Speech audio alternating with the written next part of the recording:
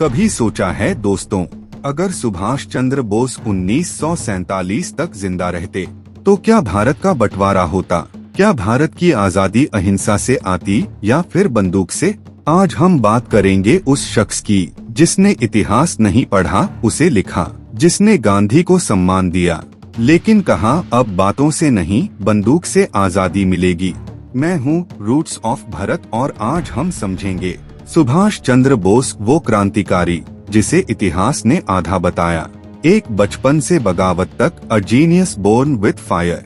23 जनवरी 1897, कटक, ओडिशा। एक साधारण बंगाली परिवार, पिता जानकीनाथ बोस, मां प्रभावती देवी। 14 भाई बहनों में 9वें नंबर पर, लेकिन सबसे अलग सोच। बचपन से ही किताबों में नहीं, न्याय में दिलचस्पी।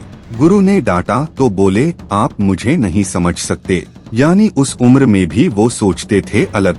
1913 लंदन गए ICS इंडियन सिविल सर्विसेज की परीक्षा देने और वहाँ कमाल कर दिया। 4th rank. ब्रिटिश अफसर बन सकते थे, पर जब ऑफर आया उन्होंने एक लाइन लिखी, मैं अंग्रेजों का गुलाम नहीं बनूंगा।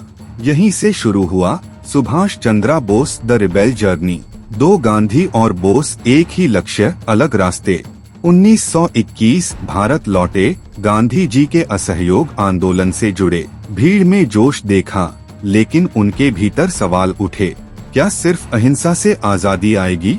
1928 कांग्रेस के भीतर ही पूर्ण स्वराज का मुद्दा उठाया, लोग चौंक गए, लेकिन बोस के अंदर तूफान था। 1938 कांग्रेस अध्यक्ष बने। 1939 फिर से चुने गए, लेकिन इस बार गांधी जी के खिलाफ। और यही भारत की आजादी की कहानी में सबसे बड़ा मोड़ था। गांधी बोले अहिंसा ही रास्ता है, बोस बोले अहिंसा अच्छी है, लेकिन जब दुश्मन बंदूक ताने खड़ा हो तो जवाब तिलक से नहीं, गोली से देना पड़ता है। दोनों का मकसद एक था, आजादी, लेकिन रास्ते दो, सत्याग्रह वर्सेस संघर्ष। और आखिरकार बोस ने इस्तीफा दिया। एक शेर निकल पड़ा, अपनी राह खुद बनाने। 3 की cap forward block, new vision of India. 1939 में बोस ने बनाई ऑल इंडिया फॉरवर्ड ब्लॉक। ये सिर्फ पार्टी नहीं थी, बल्कि एक विचार क्रांति। मकसद भारत को समाजवादी दिशा देना, युवाओं को जोड़ना, सशस्त्र संघर्ष के लिए तैयारी करना। लेकिन अंग्रेज डर गए। उन्होंने बोस को 1940 में घर में नजरबंद कर दिया। पर बोस कैद के लिए नहीं बने थे। 4 द ग्रेट एस्केप, कोलकाता से जर्मनी तक। 16 जनवरी 1941 रात का वक्त, कोलकाता में कर्फ्यू जैसा माहौल। एक आदमी मौलवी के भेष में निकलता है, चेहरे पर दाढ़ी, आंखों में जुनून। वो था सुभाष चंद्र बोस। कार से पेशावर, वहाँ से काबुल, फिर मॉस्को और आखिर में बर्लिन।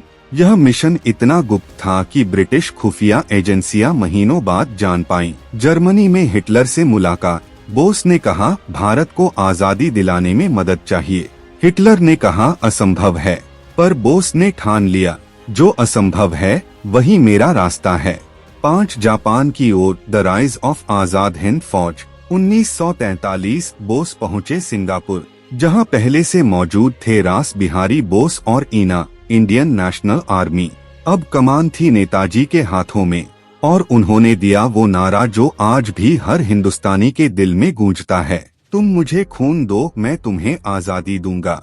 इना बना भारत का पहला secular united military force. Hindu, मुस्लिम, सिख सब साथ। महिलाओं की regiment, Rani Jhansi regiment, captain Lakshmi Sahgal के नेतृत्व में। 1944 इम्फाल और कोहिमा का अभियान।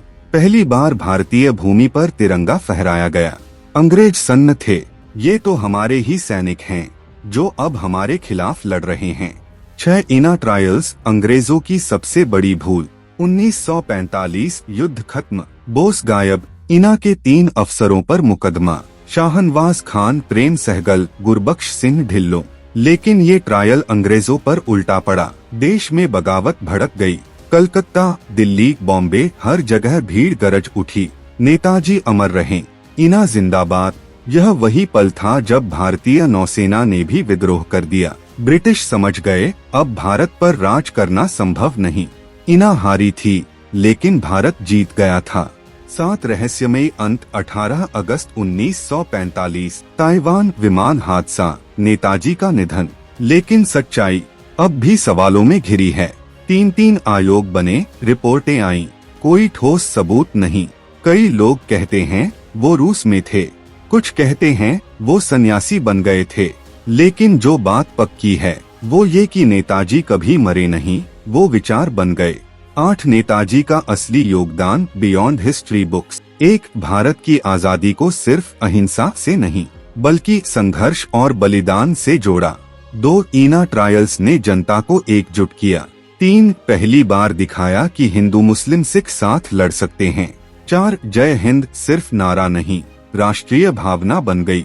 गांधी ने अंग्रेजों का मन बदला, बोस ने उनका डर, और जब मन और डर दोनों टूटे तब भारत आजाद हुआ। दोस्तों, इतिहास हमें सिर्फ वो बताता है जो किताबों में फिट होता है, लेकिन सुभाष चंद्र बोस जैसे लोग इतिहास के नहीं, इंकलाब के पन्नों में लिखे जाते हैं। अब सवाल है, अगर बोस 1947 तक जिंदा रहते तो क्या भारत का बंटवारा होता? क्या भारत एक और मजबूत राष्ट्र बनता? कमेंट में अपनी राय जरूर लिखिए। और हाँ, ऐसी ही कहानियाँ जो इतिहास छुपा गया, हम आपके लिए लेकर आते रहेंगे। मैं हूँ रूट्स ऑफ भारत। जय हिंद, जय भारत।